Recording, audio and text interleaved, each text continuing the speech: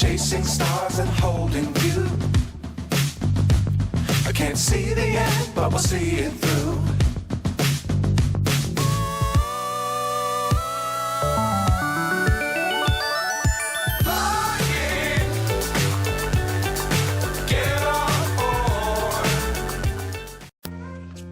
Hey, and since you're here, I wanted to get your attention and say, hey, if you're watching this video, you've just found my channel and you're not a subscriber, because most of the people that watch my videos, believe it or not, are not subscribers. Could you please just hit the like button, leave me a comment. Hit the subscribe button, it's that little red button just down below the video. Hit that, it doesn't cost you anything, it's free, and it helps the channel. We rely on people like you that see my video to give a like, leave a comment maybe. Hit the subscribe button. That's all you got to do. It's easy, helps the channel, and I really appreciate it. Thanks. Hello, welcome back to the channel. It is now January 1st of 2026, and we rode yesterday and a couple days before. So I'm going to go through and kind of catch you up to where we're at. This is the winter training season for us. And I'm going to share with you some of our goals for 2026. Okay, so if you're new here, my name is Ginger. I'm an adult amateur dressage rider in Northern California. And I work for a living to pay for my horses. So anyway, the last 2 years actually, we have focused almost exclusively on training level. So we competed at regional, the adult amateur regional competition and the Horse of the Year California Dressage Society competition last year at training level. They had an open show during nationals, so we picked up a couple of qualifiers for 2026 at first level, so that was exciting. So at training level, the focus for a training level horse is level balance. So you don't have the uphill balance, you don't have the uphill carriage. A lot of the collection and stuff doesn't exist at training level and first level. So kind of the introduction in training level is introducing bend.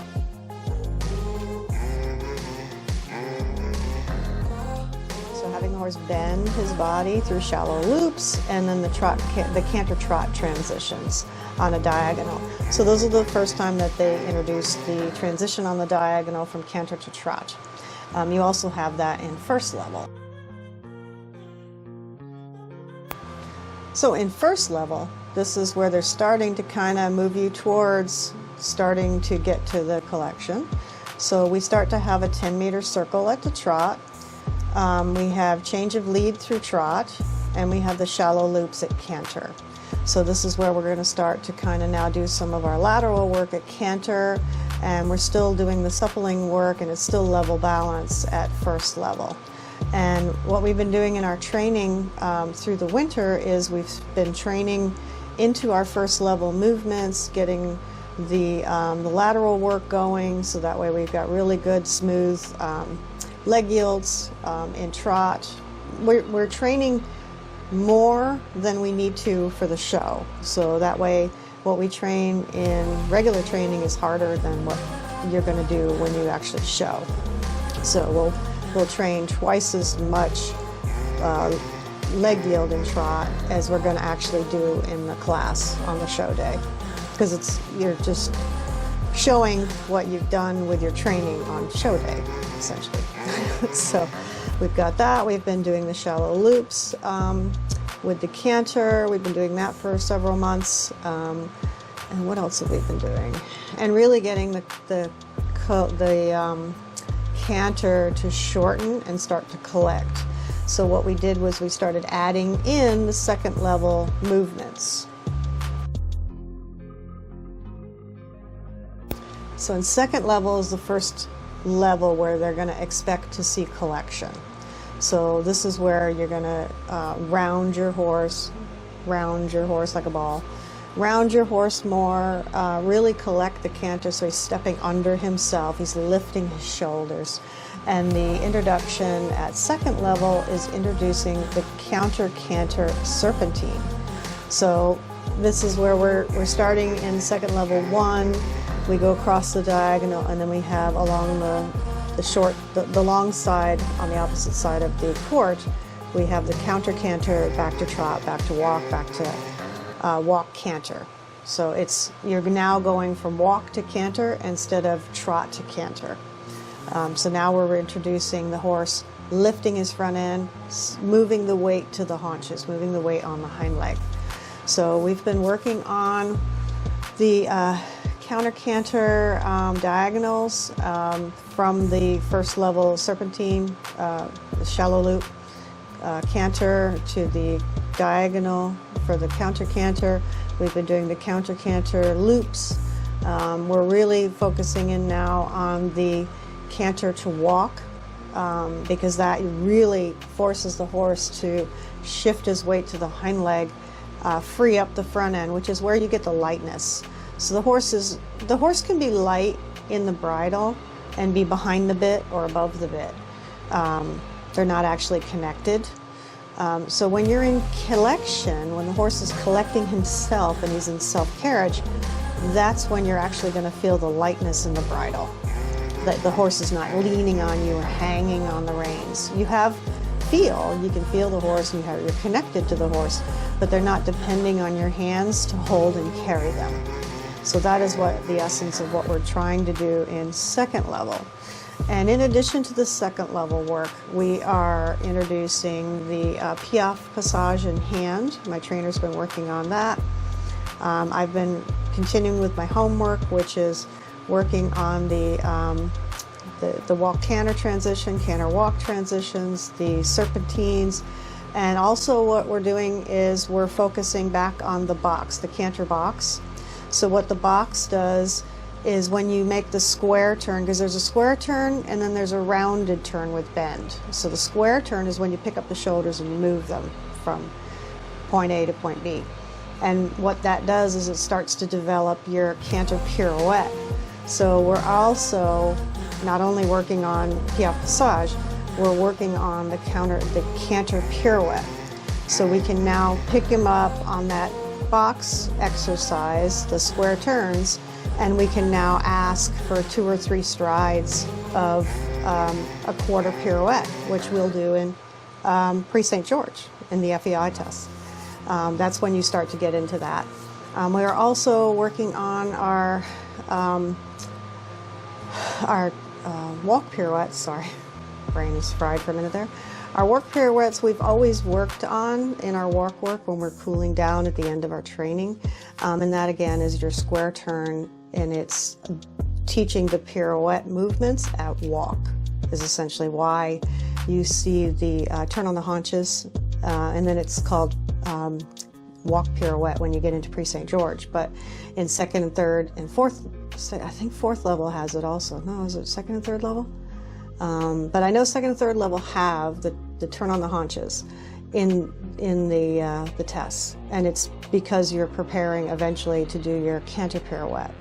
So these are all the things that you're doing in your training, even though we've only shown at training in first level 1, we will be showing at first level 3 and second level 3 in 2026. So then with that said, and you'll have seen the clips of our training session that we've been doing the last couple of weeks. With that said, my goals for 2026 are the follow. So I've already qualified for first level for the Regional Adult Amateur Competition, or RAC. I've already qualified for first level, got that out of the way. I've also qualified for the California Dressage Society CDS Horse of the Year for first level. So those 2 things are already qualified and they're done. The next thing I want to do is qualify for USDF Regional. So I have to pay an additional $20, and I have to show at the highest level, the highest test of the level. I always mess that up. So I have to show at first level test 3 and second level test 3. I'm getting to second level, but anyway, first level test 3, I need 2 scores at 60 or above. And hopefully we're going to do that in March. We were planning to show in January, but my trainer's going to the Netherlands for a stallion sale because he's His goal set is for future Olympics, and being on the Nations Cup teams and the under 25 teams is where he's at now. So those are his long-term goals. So he's doing stuff that he needs to do to prepare himself, that maybe someday he has an Olympic horse ready to go for 2030 or whatever. So anyway, we had to scrap the show in January, which is kind of a bummer because I really wanted to show, but that's fine, gives us more time to train. So March will be our first show where we intend to get our qualifications for USDF, US Dressage Society, US Dressage Federation, so many acronyms, and get their 2 qualification scores at first level test 3 so that we can show in the USDF regional. The next thing that we're going to be pointing for is second level. So I want to qualify at second level also this year. Same thing for RAC, Horse of the Year, and USDF regional. Okay, so those are the things that we're focusing on. So when we show in March, we're going to do first level test 3, maybe second level test 1, so that way we can chip away at our Horse of the Year and our regional adult amateur competition qualifications, because you can do them at the first level, the first test of the level. For USDF, we have to do the 3rd test, so hopefully April or the May show we'll be able to get our USDF at second level test 3. So we're hoping to have all of our qualifications done for the competitions in June and September. We're hoping to have those finished by the shows in early May, mainly before it gets hot, because I don't handle the heat very well. But the training is going really well. The next big phase of training I'm going to get to next is what we're going to be doing the rest of the year. It's quite exciting. So for the rest of the year, we're going to continue with Oreo's education throughout training for these shows. We're moving him towards doing his half passes at trot and canter. We need to start working the half pass. That's next to develop. I've started playing with it a little bit in training, but we need to get the haunches in much better, and then get that ready for second level, because that's where you get haunches in for the first time. Get that ready for second level, and then get the haunches in to the half pass, so that way we can develop the changes. So we're going to start working towards doing lead changes this year. He's going to be 6 years old in May. Technically, as of today, he's 6 years old, but he's a little slow on maturity mentally, so he's just now feeling like a really mature 5-year-old in December. So he's a little behind, I think, with training, but we're catching up pretty quickly, because now he's really starting to get into the harder stuff that he's being taught. I think it keeps his busy brain occupied, and he seems much happier now. He doesn't get as angry as often as he was. I think when he's bored and he doesn't have as much going on, he's much more, the chance for him to go say no is much higher, let's put it that way. So when he's busy, he's not as inclined to say no as often. But anyway, we're continuing with the PF Dressage. Eventually that'll be going, we'll be doing that under saddle. Right now we're just doing it in hand. I'm working on my sitting trot, because obviously from second level up, we have to do sitting trot from here on out, so I have to get better at that. We've got our trot lengthening is really good, and then when we transition that'll be a really nice medium. We should have a really good medium trot for second level now. Those are pretty validated. But yeah, the only new things that we'll be doing will be the half passes, the trot and canter, the lead changes, and then eventually doing the PF Dressage and saddle. So most of the basics are already set for going up the ladder to the FEI classes, because that's our ultimate goal. So what is our final goal, or what is our ultimate goal for all this training that we're doing now, and why we're being so dedicated and focused on making sure that all of the aspects of the basics are done and taught and validated? as we move up the levels, or even before we move up the levels, is because I want to go Grand Prix with Oreo. He's very talented. This is why all of his antics and all of his outbursts I have put up with, because everybody kept telling me he's very talented, and these talented horses are very tricky to develop. They take time, they take patience. You go through some really rough road with them, but then once you get the training in and you get them on your side, they're so good. He's doing so well now in the training, and he's bending and flexing, and he's much more willing and more relaxed in his body. And even when he gets tense, which is why we've had so much trouble working him through various things, is because he would get tense and he'd be unrideable. And that's been the biggest sticking point for me, is getting him to be rideable even when he's tense. And it takes time, and it takes a skilled hand and a lot of work, a lot of homework.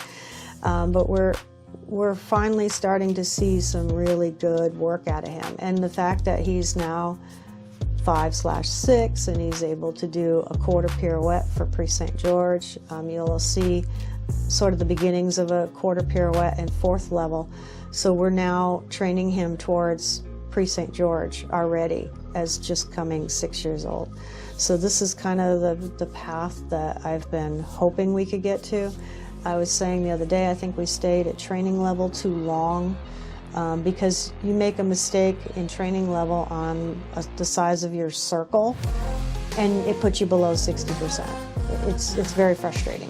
Whereas if you're in 3rd and 4th level and you screw up your changes and you make a mess of half the test, there's so many more elements where you can make up the difference with high scores in these other elements that you can still get 60 plus and be fine. So that's been the frustration for me, is the training level. Just, you don't have any, there's no mercy. I guess is kind of the thing, is that there's no mercy. You make a error and you're done. So you can make a little, because dressage is not perfection. You're striving for you're striving for the idea of perfection, but it's not coming. You're never going to get 100%. Nobody's ever gotten 100%. I have seen some 90s recently, which are eye-raising, and high 80s. So we're now starting to push the envelope in that direction.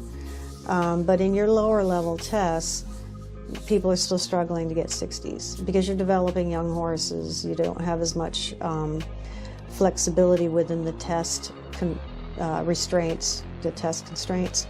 If you make a slight error somewhere, you have nowhere to recover it. So, but when you get up in these higher levels, you got 20, 30 different exercises within the test that if you bomb one area, you could still recover yourself in the other areas and still come out with a decent score.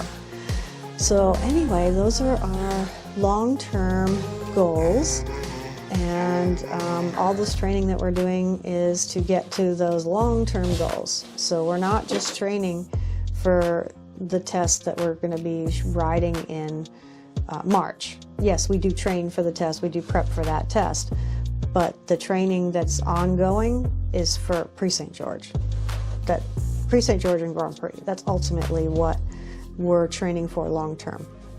And this year we're hoping to knock out 1st and 2nd level, and then hopefully by the end of the year, if we get our changes going, sometime this by, I don't know when we're going to start them, but at least by summer, hopefully we'll have our changes in place, or at least beginning changes, so that we can start 3rd level hopefully in the fall.